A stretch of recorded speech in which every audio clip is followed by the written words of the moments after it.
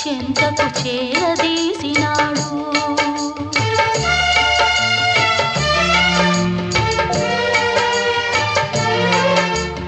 అభమో శుభమో తెలియని లేడి అతనిని నమ్మింది, తన హృదయం పరిచింది.